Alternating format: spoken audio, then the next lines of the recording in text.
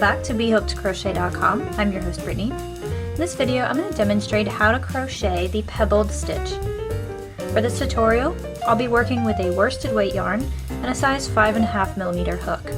However, you can use any yarn and any size hook that coordinates. To begin the pebbled stitch, we just want to start off with a slip knot.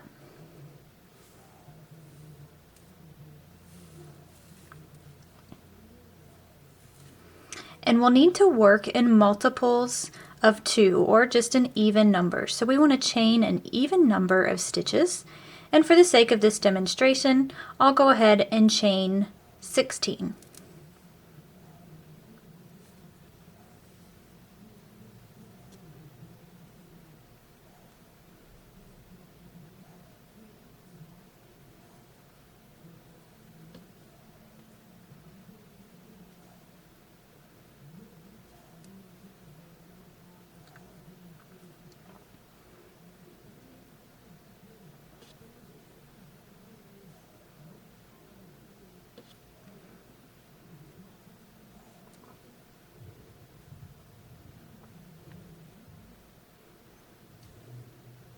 Once you've made the proper number of chains for whatever project you're working on, or if you're following along with me and just making a swatch, to continue on to our first row, we just want to single crochet in the second chain from the hook. So if we look at it from this direction, we've got our first chain right there, and our second chain is right there.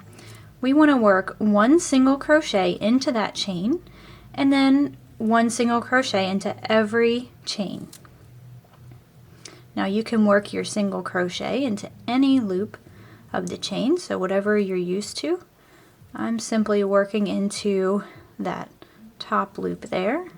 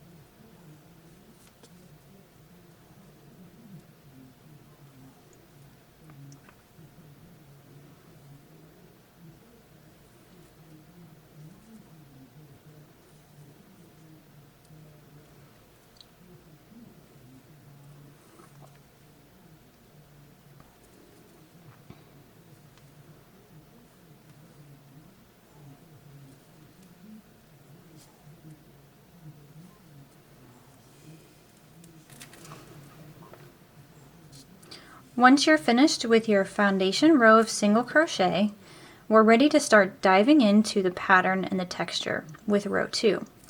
So we want to chain 1, turn our work,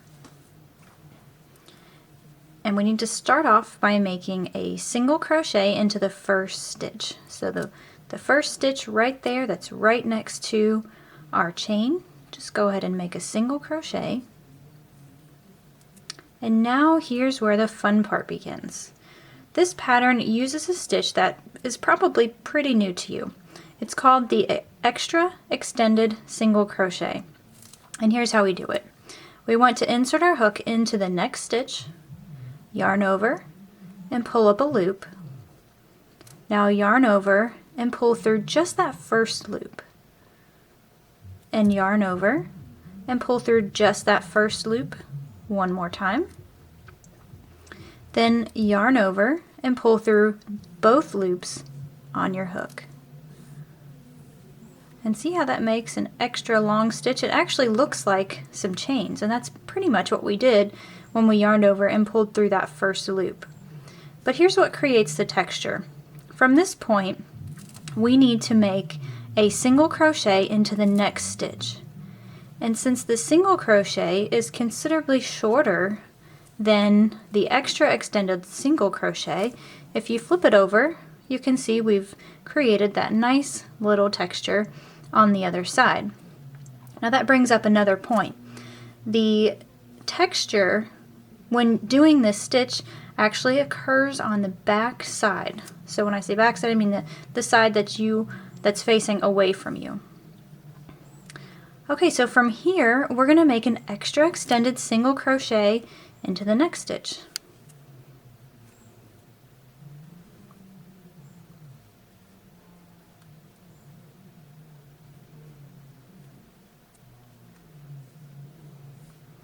And now single crochet into the next.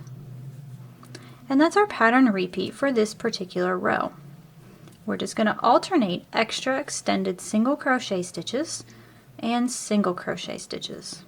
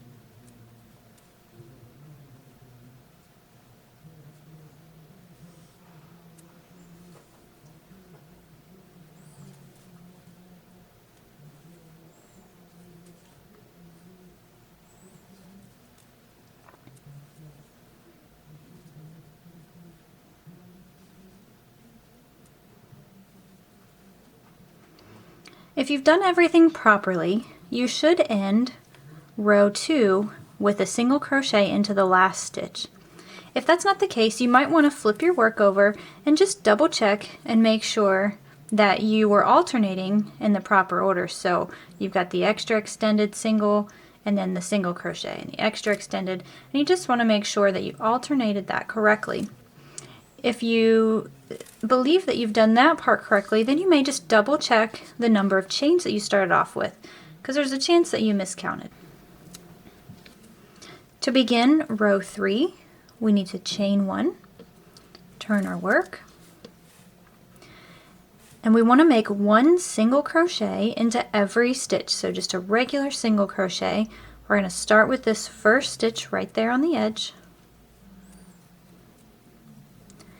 And you have to be a little bit careful when you're finding the stitches where the extra extended single crochets are. So you just want to make sure you don't skip those. And just continue to make 1 single crochet into every stitch.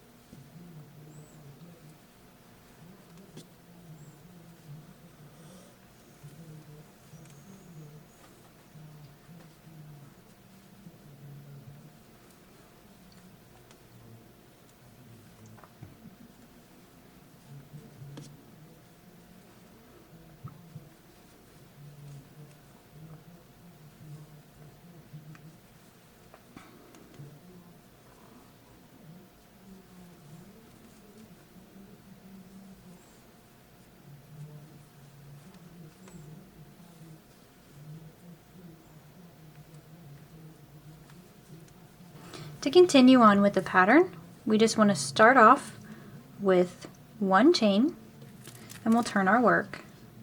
So this is now row 4 that we're working on. And we want to make our textured stitches, or the extra extended single crochets, offset from each other for this particular pattern. Now you could continue and just repeat rows 2 and 3 for the rest of your project if you want the little textured stitches to be in line with each other. But for this particular tutorial, I'm going to demonstrate how to make them offset. So we'll have our next textured stitch right here in between these two, and in between that one. And so I want to demonstrate how to do that for row 4. We want to start off with making 1 single crochet into the first 2 stitches.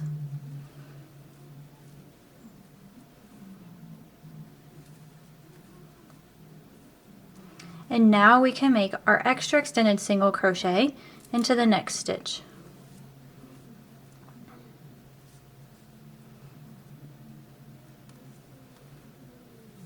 And make 1 single crochet into the next. And from this point the pattern repeat is the same that we're used to. Now we're going to alternate the extra extended and the regular single crochet. So the only difference that we are seeing here with row 4 is that we're going to start off with 2 single crochets. We're also going to end with 2 single crochets that are right next to each other.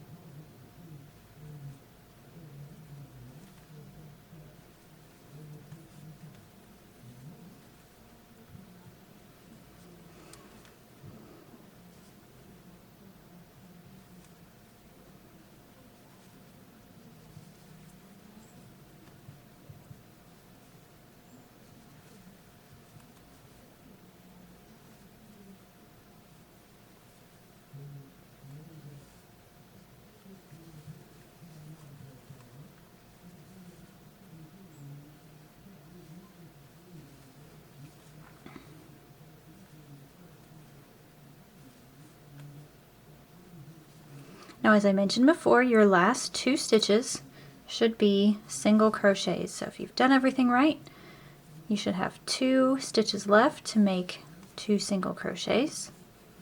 And again, if you find that you are off pattern a little bit, then you can just go back and check on the right side of the work, which is the side with the texture, and just make sure everything looks correct.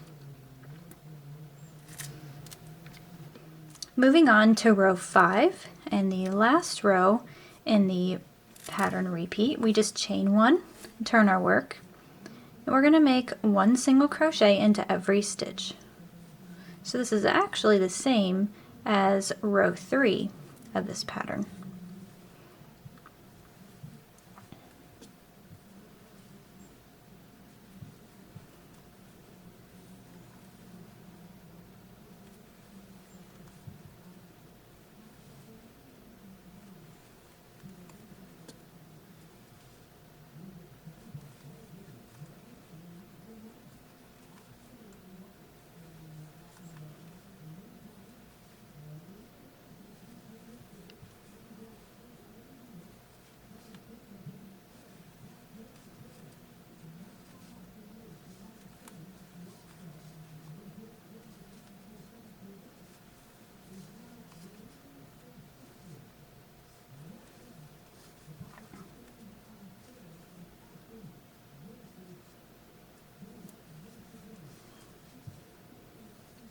Alright, once you have finished row 5, then you would simply just repeat rows 2 through 5 until your project is the length that either your pattern calls for, or until your piece is as long as you need it for whatever project you're working on. There's a couple things that I want to note about this pattern. As you work this stitch, you'll start to notice that your texture may sort of go away. And what's happening is they're not disappearing. I noticed as I was working my project with it, I'm holding on to it with my hands like this. And you can actually push those stitches into or actually out through the other side. And so one thing I did once I finished my project was just pull those stitches back out so that you can see them. So that's one thing that you'll notice. The other thing that I noticed when working this pattern is that for whatever reason it tends to want to slant a little bit. And it actually made me think that I had my stitch count wrong, because I noticed it was kind of going in on this side here, but it was actually coming out on the other side as well. So for whatever reason it does like to kind of slant a little bit. So it was something that I was able to easily correct with wet blocking.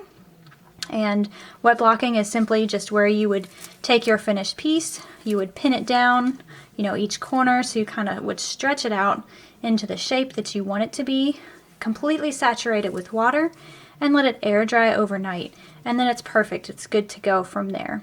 However, this isn't a completely necessary step unless you're really trying to get a very professional look. This concludes our demonstration on the pebbled stitch. If you are looking for more information on this stitch, or maybe some project ideas, or even the free pattern that I have available on my blog for this stitch, go ahead and visit the link in the description below this video, and that will get you to the post that has all of my information on this stitch. On behalf of BHookedCrochet.com, I'm your host Brittany. Please stay tuned for more free patterns and video tutorials at BHookedCrochet.com.